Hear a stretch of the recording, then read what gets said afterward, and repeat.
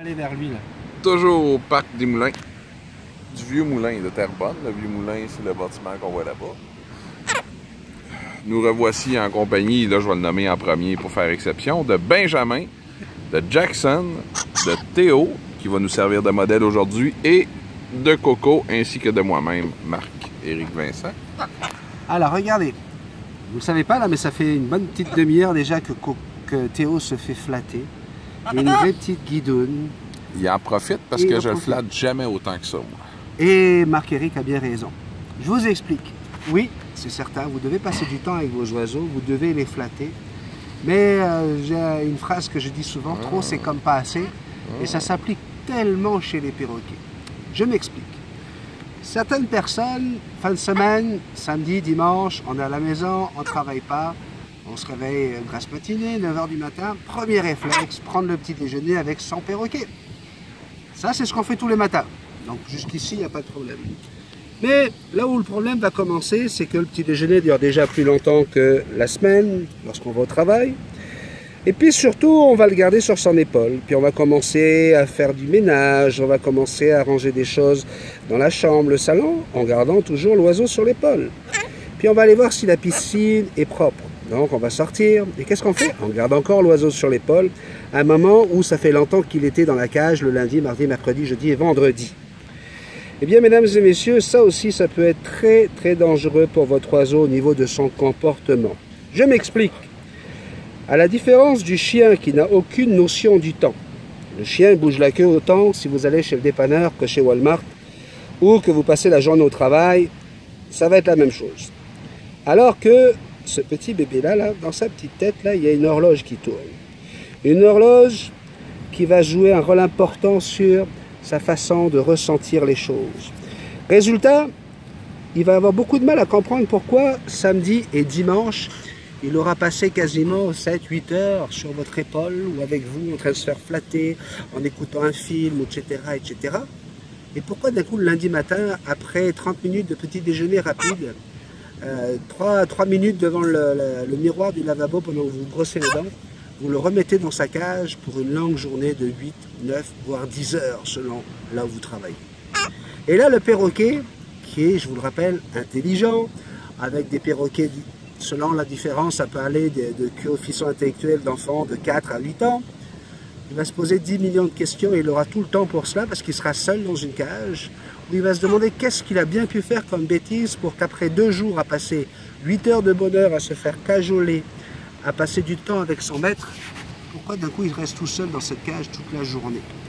Et vous allez lui faire vivre ce même cauchemar, cette même remise en question, chaque lundi, mardi, mercredi, jeudi, vendredi, etc. Donc, il y a des attitudes que vous devez avoir si vous voulez préserver votre animal de certains troubles. Vous devez avoir un vrai emploi du temps, un vrai planning pour être certain que votre oiseau puisse profiter à la juste mesure. Par exemple, si vous savez que tous les jours, vous passez une demi-heure le matin, 3 quarts d'heure. Alors, il y a 3 quarts d'heure. 3 quarts d'heure le matin, 3 quarts d'heure le soir quand vous revenez après avoir douché les enfants, fait tout ce que vous avez à faire, vous avez quand même 3 quarts d'heure pour passer avec lui. Ça nous fait un total d'1h30 dans la journée où vous le consacrez complètement à votre oiseau. Eh bien, la fin de semaine, vous avez le droit par jour, à la limite, de doubler ce timing. Ok?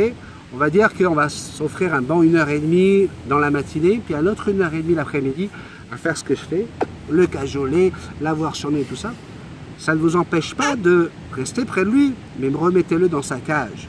Il ne faut pas qu'il associe cage à une punition quelconque ou à un éloignement forcé dû à une bêtise de sa part. Donc, oui, vous passez 1h30, c'est un peu plus que d'habitude pour le petit déjeuner le matin, mais là vous dites, allez mon bébé, tu vas aller dans ta cage, d'une, il va pouvoir manger, il va aussi pouvoir se reposer complètement parce qu'un perroquet a besoin d'avoir plusieurs moments de sommeil dans sa journée. On en parlera dans d'autres vidéos, aussi ce n'est déjà fait. Et ainsi, vous allez avoir un oiseau qui va rester équilibré, puis qui va comprendre qu'on me met dans ma cage sans avoir fait de bêtises. Même on m'a fait un gros câlin avant d'y aller. Pas le genre de câlin qu'elle est en train de me faire. Cette petite coquine, ben oui. T'en as marre hein, des vidéos, hein, parce que toi tu veux être là pour être parmi ton papa. Mais, parce qu'il y a des gens qui me demandent, quand ils me voient comme conseiller aviaire, ils disent, votre oiseau il est où? Je dis, ben, mon oiseau est dans sa cage. Mon oiseau, il sait qu'il y a des moments où il doit être dans sa cage. Est-ce qu'elle a l'air malheureuse? Non, parce que tout est expliqué. Vous devez, si vous voulez aller encore plus loin, apprendre à votre oiseau des phrases. Vous savez, tous les gens apprennent facilement à leurs oiseaux de dire « Allô, coucou, papa », etc. Et qu'est-ce qui se passe? Quand vous rentrez dans la maison, l'oiseau fait « Allô ».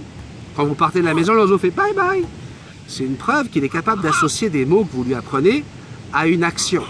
Eh bien, c'est la même chose pour le fait de rester dans sa cage. Si vous apprenez à votre oiseau, quand vous allez faire une course au dépanneur, vous dites « Mon bébé, je te laisse dans ta cage, je vais et je reviens ». Petite phrase, je vais et je reviens. 5 mots.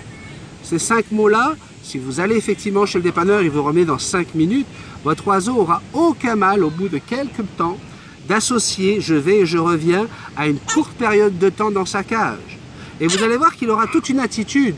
Il va aller voir dans son bol, il va prendre un jouet, comme si de rien n'était, comme si il n'y a aucune souffrance de sa part. Alors que si vous faites tous les matins avant d'aller au travail, vous dites « Au revoir mon bébé, papa il va au travail, ça va être long.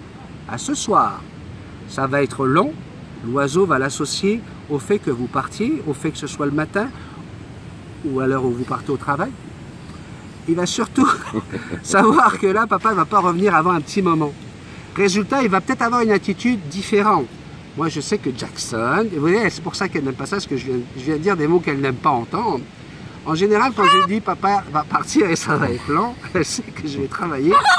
Non, je ne pars pas au travail, t'inquiète pas. Et là, elle me regarde, elle fait papa. L'heure de dire non, pas encore. Eh bien, c'est clair que l'oiseau a compris qu'il va rester un moment dans sa cage. Mais comme vous lui faites un gros bisou, vous lui dites à bientôt, je reviens ce soir, ça va être long, mais papa va revenir. Vous l'avez rassuré. Et à ce moment-là, elle ne va pas avoir à se poser 3 millions de questions. Je vais mettre une virgule par rapport à ça, 2 secondes. Il y a tout le temps des virgules à mettre partout, mais enlevez-lui son clavier.